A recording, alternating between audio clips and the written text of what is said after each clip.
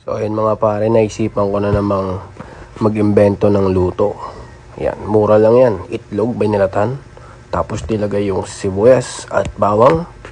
Halu-haluin hanggang maluto. Tapos ilagay na natin yung alugbati. Hindi ko na ipakita kung paano ko nilagay. Pero yun na yung sumunod pagkatapos kong gisahin yung bawang at sibuyas. Yan. Halu-haluin lang natin syempre. Tuloy-tuloy lang yung paghalo para hindi masunog. Halo-haluin lang natin ng mga ilang segundo. At isunod na natin yung Mamacita's oyster sauce. Wow! Napakasarap niyan, pare. Yan, lagyan lang natin ng konti. Tapos, pagkatapos niyan, ilagay na rin natin yung magic sarap. Magic sarap. Baka naman.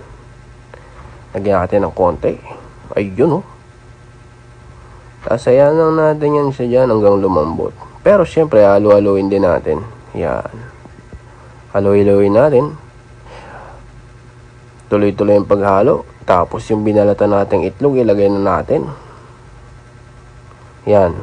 Medyo buti na lang niluto ko ng itlog. Kasi pag napisayan may kapansanan yan. So niligtas ko siya. Alright, halo-haloin natin kaibigan. Halo-haloin lang natin hanggang sa maluto. Tapos sanguin na natin yan. Iyon oh. Harap niyan.